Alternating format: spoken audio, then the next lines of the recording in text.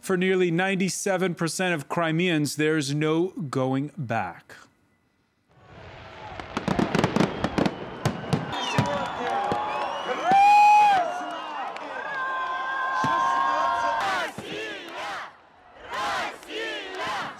Russian speakers celebrating a 97% yes vote to a referendum that paves the way for a reunification with Moscow. Crimeans undeterred by Western condemnation and sanctions that have been imposed this Monday. Sanctions voted a short while ago by European foreign ministers, announced as well by the White House. They target specific individuals in Moscow and in Crimea, who inside of Crimea. We're going to weigh their impact. We're going to look at the Kremlin's possible response and the prospects of a new Cold War over the issue of Eastern Europe. It's been said it's a fight that matters more to Vladimir Putin than to Europe and the US. But what are the ultimate consequences of giving ground? Today in the France 24 debate, we're looking at that vote in Crimea. And with us from Simferopol, he's a former member of the Duma, the Russian parliament, Sergey MARKOV, director of the Institute of Political Studies in Moscow. Thank you very much for joining us. Just back from Crimea, Matthew KAMINSKY of the Wall Street Journal's editorial board. Thank you for being with us from New York City. Former advisor to German Chancellor Helmut Kohl and German ambassador to NATO, Joachim BITTERLICH. Thank you very much for being with us. He advised the Ukrainian government in the mid-1990s. Boris NAJMAN teaches economics at the University of Paris-Est Créteil, the eastern part of Paris. Thank you for being with us. The France 24 debate, where you can join the conversation on Facebook and on Twitter, our hashtag F24debate. Now, you can argue about the numbers. Some have, but the enthusiasm, according to our reporters on the scene, was genuine after Sunday's vote. There's been no improvement in 20 years. We expect something to change now. Everybody's expressing their will. The will of the people should be a sacred thing, and not the will of the government who write the laws for themselves. It's like a holiday. I'm so happy that I want to cry. My sister is 75 years old. She was born in the Soviet Union.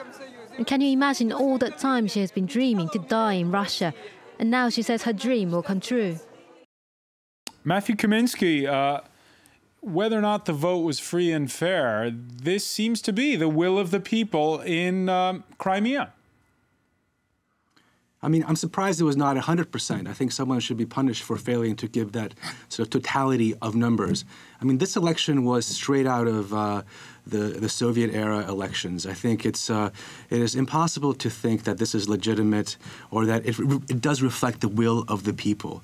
There are certainly people in Crimea, certainly a plurality, perhaps even a majority who might want to rejoin Russia, but not the way this was done. I mean, remember, this is an election that was called 10 days ago.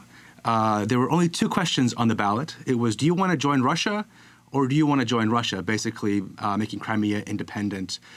There was no campaign against this, and there was not even an option to vote against this.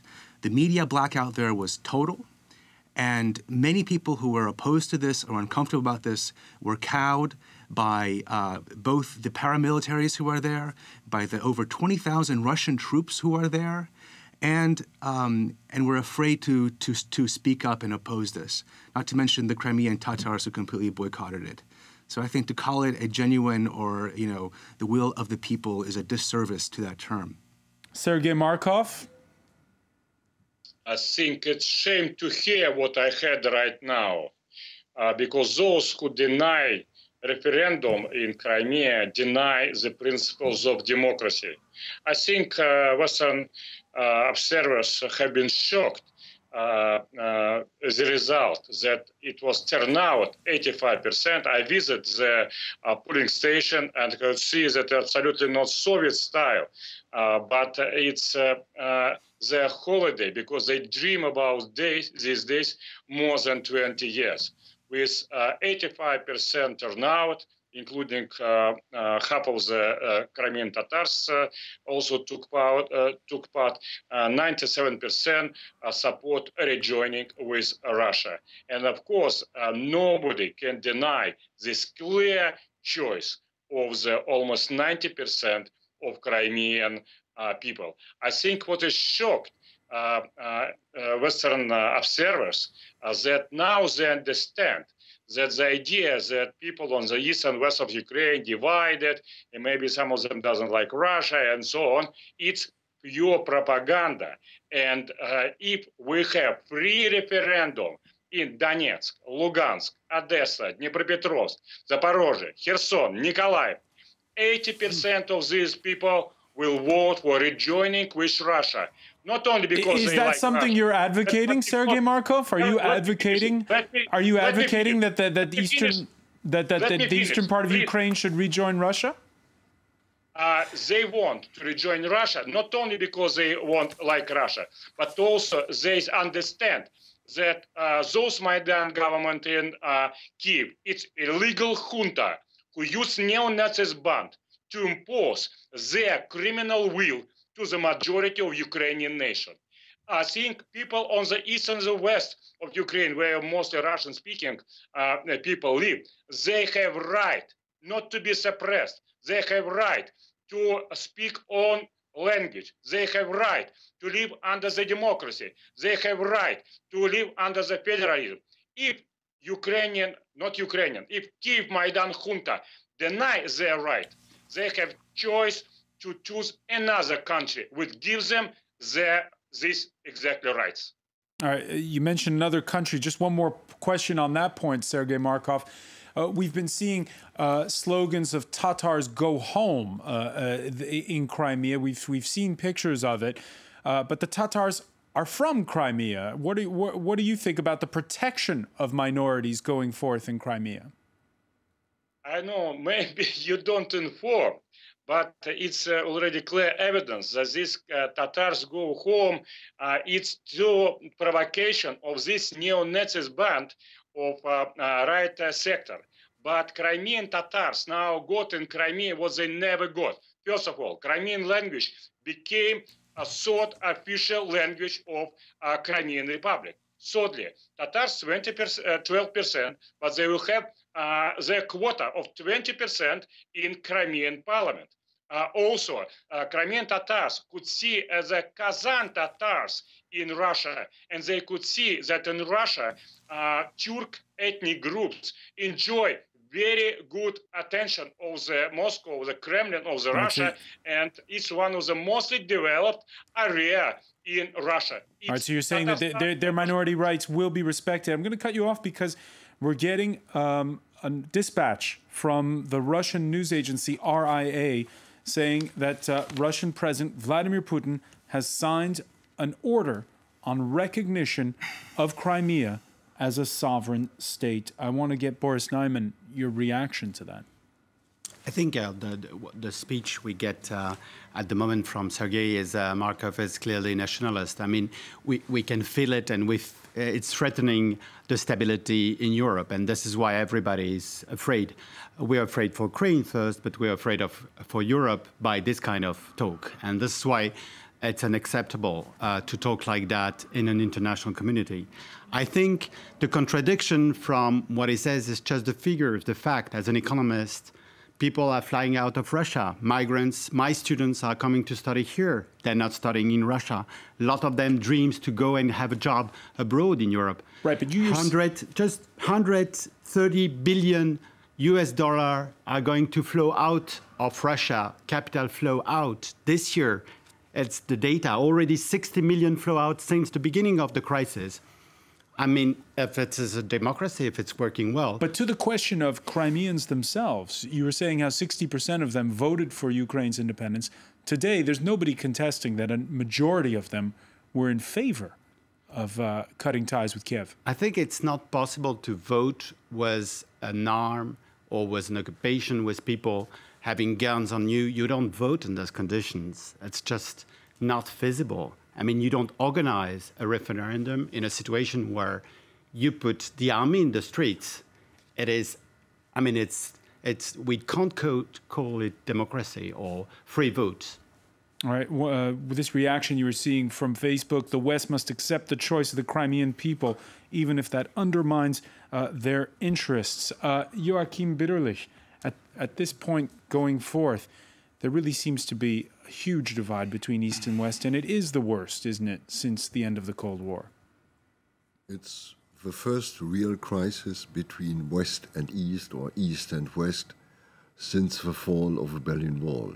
We had an economic and financial crisis in Europe, it's true, but now we have for the first time, a real and a deep political crisis between East and West. But I think this crisis was more and more in the last months foreseeable to some extent. And there is my problem. Because if you know Russia, if you know the Russians, how they react, if you know the situation of the Russian economy, to some extent now described by the colleague, if you know that it's a country under pressure to some extent, and at the same time a country where the Ukraine plays a special role from history, but from the present time too.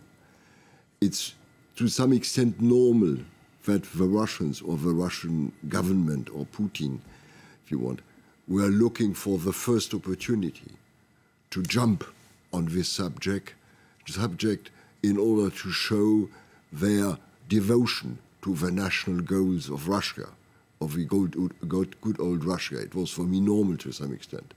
And what I'm complaining is that the Western country, especially what I would say the big three in Europe, Britain, France and Germany, were underestimating for months that, let's say, growing tension and that situation that has happened, and now, as a matter of fact, we have. Matthew Kaminsky, is that a fair point that both Brussels and, for that matter, Washington underestimated just how important Ukraine was for Moscow? I think there's an importance here to distinguish between Russia and Russians, and Vladimir Putin and his, to use Sergey Markov's great phrase, junta. Vladimir Putin cannot allow Ukraine to succeed as a democracy, as a European democracy, as a country which wants to reform, which wants to become transparent, which no longer wants to be governed by a sort of tiny post-Soviet elite, which is incredibly corrupt, which is violent, and which is repressive. That is the kind of Ukraine, because Ukraine is so similar to Russia, because they do speak the same language, and everyone in Ukraine speaks Russian.